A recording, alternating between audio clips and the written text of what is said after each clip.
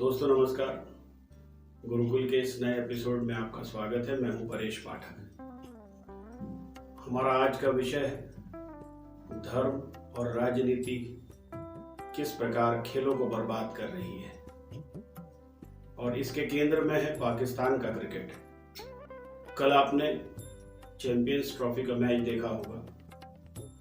पाकिस्तान एक तरफा मैच में हार गया, लेकिन पाकिस्तान क्रिकेट की यह दुर्गति एक दिन में नहीं हुई। इसमें किस प्रकार वहां के हुक्मरानों से लेकर इस्लाम अपना काम करता रहा, आइए इसकी एक बारीकी देखने का और समझने का प्रयास करते हैं।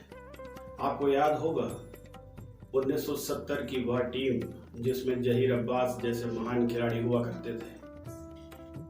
ये वे खिलाड़ी थे जो अपने साथियों के साथ काउंटी क्रिकेट खेलते थे और वहां की तमाम बारीकियां समझ के अपने देश के खिलाड़ियों को बताते थे। 1980 के दशक में उन्होंने एक ऐसी मजबूत टीम तैयार कर ली थी जो किसी भी टीम को हराने का माद्दा रखती थी। इसके बाद में समय आया जावेद मियांदाद का। जावेद मियांदाद ने संभवतः पहली बार पाकिस्तान के लोगों को क्रिकेट के माध्यम से दुनिया पर हमला करना सिखाया। वे बड़े आक्रामक व्यक्ति थे, उनका अंदाज आक्रामक था और उनकी टीम एक फौज की तरह काम करती थी।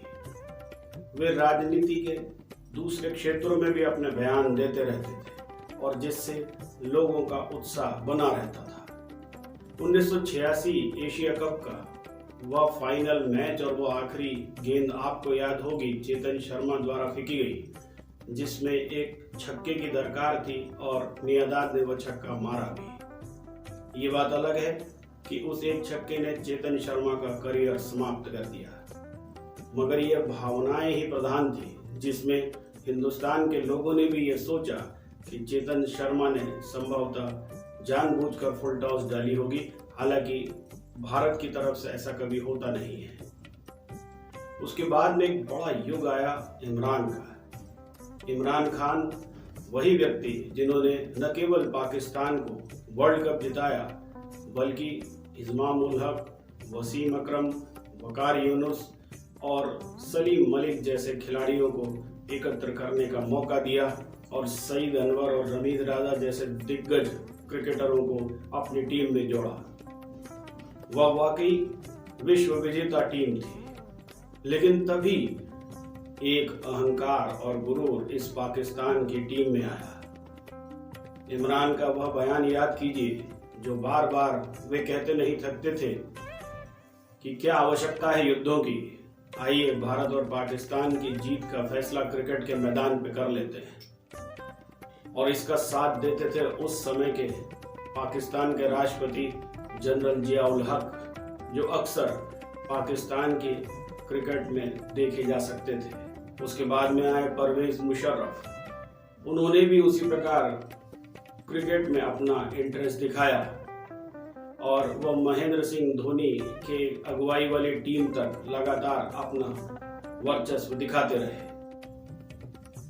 इमरान खान ने वह मारक क्षमता पैदा की थी कि जिसमें पाकिस्तान की क्रिकेट की टीम लगभग सभी देशों में जाकर उन देशों को हरा चुकी थी। जहां एक और वसीम अकरम और वकार यूनुस की जोड़ी खौफ पैदा करती थी, वहीं शोएब अख्तर जैसे खिलाड़ी धीरे धीरे आकार ले रहे थे और उसके बाद में अब्दुल रज्जाक, नावेद राणा और तमाम ऐसे लोग जो ऑलराउंडर्स के रूप में पाकिस्तान टीम की रीढ़ की हड्डी बनने लगे थे। लेकिन वहीं से पाकिस्तान के क्रिकेट में नजर लग गई इस्लामी फोबिया और इस्लाम के रहनुमाओं की। मैं आपको याद दिलाना चाहता हूं, रमीज राजा, सलीम मलिक, एजाज अहमद और मुश्ताक अहमद जैसे खिलाड़ी जो एक समय पाकिस्तान की क्रिकेट की रीढ़ की हड्डी थे। 194 रन की वह पारी जो सईद अनवर ने भारत के खिलाफ खेली थी, वो किसे याद नहीं होगी। लेकिन उसके बाद में अचानक उनकी दाढ़ी बढ़ने लगी। इमाम उल हक, जिनकी तुलना एक समय सचिन तेंदुलकर से होती थी, वे भी अचानक मौलाना हो गए। दरअसल पाकिस्तान के ड्रेसिंग रूम में तबलीगी जमात का एंट्रेंस हो चुका था। और उन्होंने धीरे धीरे पाकिस्तान के खिलाड़ियों को यह बताना शुरू किया कि न केवल आप खिलाड़ी हैं बल्कि आप मुसलमान हैं। वे खिलाड़ी जो यूसुफ योहाना और दानिश कनेरिया के रूप में जाने जाते थे, या तो उन्होंने अपना धर्म बदल लिया और या उन्हें पाकिस्तान क्रिकेट से बाहर का रास्ता दिखा दिया गया। समय यहाँ रुका नहीं। पाकिस्तान के खिलाड़ियों ने अपने टीम के लिए गड्ढा खोदने में कोई कमी नहीं रखी। 2004, 5, 6 में पाकिस्तान के एम्पायर्स के ऊपर लगातार पक्षपात के आरोप लगते रहे।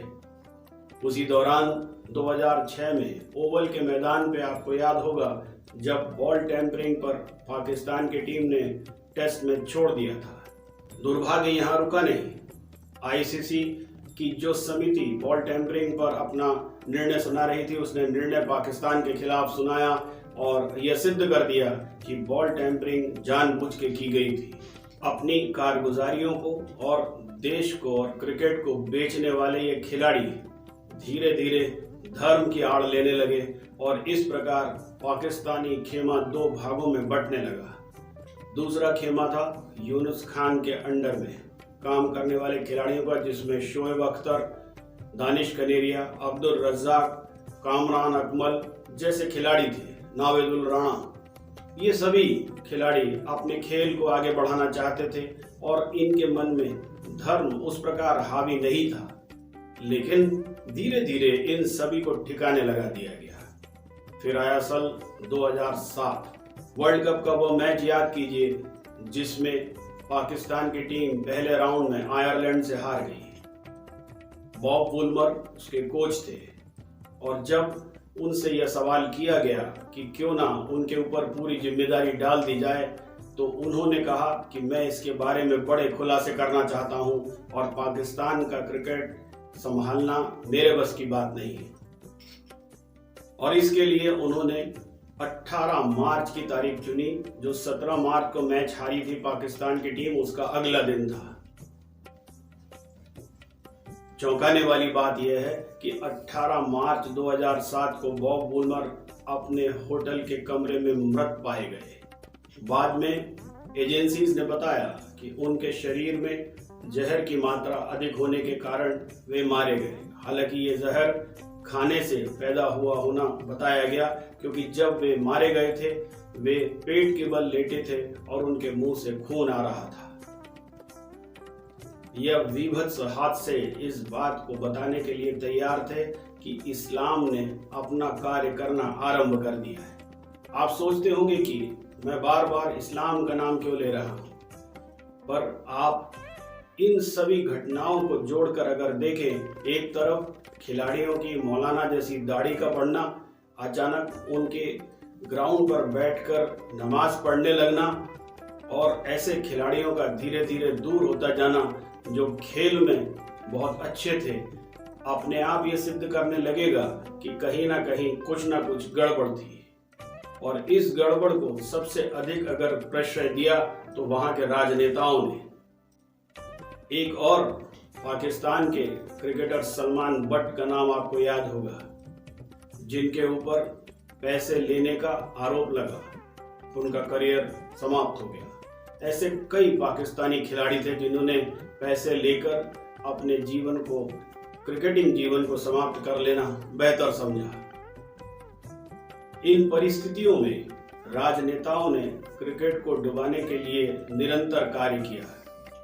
इक्का दुक्का मैच अगर पाकिस्तान जीत भी जाता था तो शेख रशीद और फवाद चौधरी जैसे राजनेता पाकिस्तान की संसद में इसे इस्लाम की जीत बताते थे। इसके पहले परवेज मुशर्रफ और जनरल जियाउल हक ने जो किया वह भी राजनीति कम नहीं थी। और इसलिए मैं बार बार ये कहता हूं कि अगर एक मैच में पाकिस्तान की जीत इस्लाम की जीत हो सकती है तो इतने तमाम देशों के से हारने की जीत को क्या ही कहा जाए।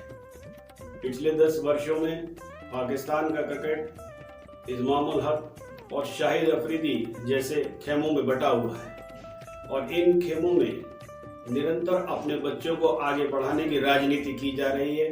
ये बात पाकिस्तान नहीं, हिंदुस्तान का भी हर क्रिकेट प्रेमी जानता है। आज पाकिस्तान का हर पूर्व क्रिकेटर हाफिज खान जैसे पुराने क्रिकेटर्स की तरह पाकिस्तान की क्रिकेट बोर्ड का अध्यक्ष बनना चाहता है। उसे पता है कि आज भी क्रिकेट में पैसा है और इसको बुनाया जा सकता है। पाकिस्तान की जनता हैरान है कि वह क्रिकेट जिसने एक समय में उन्हें विश्व विजेता बना दिया था और वे ख्वाब देखने लगे थे कि इस माध्यम से वे इस्लाम के सिरमौर बन जाएंगे, आज छोटे छोटे देशों से क्यों मात खा रहे हैं और कहां वो प्रतिद्वंदिता करते थे भारत से, जो अब उनके बस की बात बची नहीं। फवाद चौधरी और शेख रशीद जैसे राजनीतिज्ञों ने उन्हें कहीं का नहीं छोड़ा और उसके ऊपर वहां के सरमाएदार जैसे सैयद शाह गिलानी और आज के तमाम राजनेता जो क्रिकेट मैच में जाने के पहले पाकिस्तान की क्रिकेट टीम से ये कहते हैं कि आप किसी से भी मैच हारना लेकिन भारत से मत हारना। ऐसे समय में इसको राजनीति और धर्म से न जोड़ा जाए तो और क्या कहा जाए। भारत अगर ये मैच हारता तो भारत का दर्शक मुस्कुराता और कहता कि ठीक है, हम एक मैच हार गए, वो अपनी टीम के साथ खड़ा रहता। लेकिन पाकिस्तान के हारने के बाद इतनी अधिक समीक्षाएं करनी होती है। तय मानिए पाकिस्तान की यह टीम भी इस्लाम और राजनीति की भेंट चढ़ चुकी है और अब यह कभी ठीक नहीं होगी। इनके बीच में जिस प्रकार के गुट बने हुए हैं वह यह कहते हैं कि अभी खेलने वाले खिलाड़ियों के बीच में आपस में मारपीट तक होती है। बाबर आजम, शाहीन शाह अफरीदी, शाह सऊद, ऐसे तमाम लोग एक दूसरे के साथ ड्रेसिंग रूम में मारपीट करते हैं। ये बात भी किसी से छुपी हुई नहीं है। सोचिए, ऐसी टीम कहीं विश्व विजेता बन सकती है? आइए एक बार और समीक्षा करें धर्म की, राजनीति के घालमेल की और इस प्रकार की हार की। हम खुशनसीब हैं कि हमारे देश में आज खेलों में राजनीति धीरे धीरे समाप्त होती जा रही है। वे लोग जिनके ऊपर राजनीति में पैसा लेने का आरोप था, धीरे धीरे वे दरकिनार कर दिए गए। पैसा बहुत है लेकिन उसके बावजूद भी हमारे यहाँ खिलाड़ियों की कोई कमी नहीं है। जो टीम आज चैंपियंस ट्रॉफी खेल रही है उसके बराबर नहीं तो करीब करीब उसके समान 3 टीमें हैं जो क्रिकेट के ग्राउंड में बाहर बैठ के मैच देख रही है। अगर भारत से 3 टीमों को भी चैंपियंस ट्रॉफी में भेजा जाता तो संभवतः 2 टीमें तो फाइनल खेल रही होती। हम इसी प्रकार अपने देश के क्रिकेटर्स और दूसरे खेलों के पीछे खड़े रहें और प्रयास करें कि हम भी एक समय के बाद ओलंपिक और दूसरे खेलों में सिरमौर बनें।